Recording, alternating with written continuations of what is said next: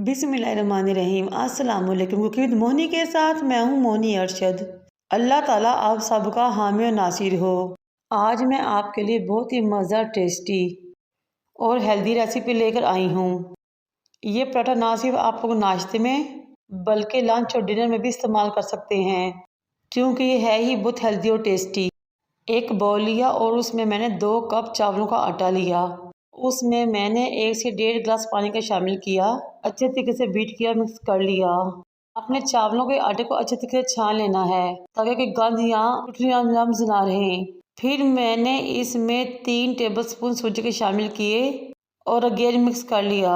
सूजी शामिल करने से हमारे पराठों का टेस्ट बहुत ही टेस्टी, क्रंची, क्रिस्पी आएगा। इस बैटर को 15 से 20 मिनट के लिए रेस्ट देंगे ताकि चावलों का आटा और सूजी अच्छे तरीके से फूल जाए, भीग जाए।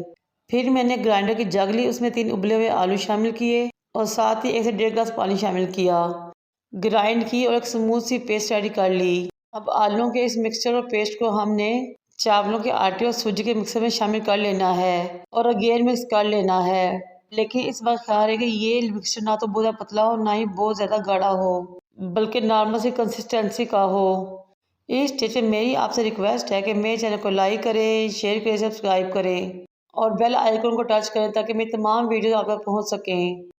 चावलों के पराठे को बहुत हेल्दी और मज़ेदार टेस्ट देने के लिए आधी प्यारी फाइन चॉप गाजर और आधी प्यारी फाइन चॉप शिमला मिर्च, आधी प्यारी फाइन चॉप प्याज, आधी प्यारी बॉयल और शायद चिकन और ढेर सारा हरा धनिया मैंने इसमें शामिल किया। चिकन बिल्कुल ऑप्शनल है, आप चाहे तो इसको स्किप भी कर सकते हैं। मेरे पास ये पड़ा था इसलिए मैंने शामिल कर दिया। अब इन तमाम इंग्रेडिएंट को अच्छे तरीके से चावलों के आटे में मिक्स करेंगे और इसमें शामिल करेंगे 1 टेबलस्पून चिली फ्लेक्स और 1 टेबलस्पून नमक। बस मसाले में ये 2 चीज़ें जाएंगी क्योंकि मैंने बहुत हेल्दी पराठे बनाने हैं। अगर मसाले ज़्यादा जाएंगे और इस्तेमाल होंगे तो इन पराठों का अक्सर मकसद ही ख़त्म हो जाएगा। इसलिए मैंने सिर्फ नमक और चिली फ्लेक्स इस्तेमाल किया और अच्छे तरीके से मिक्स कर ली। फ्राइंग पैन में 1 टेबलस्पून कुकिंग ऑयल डाल लें और ग्रीस कर लें।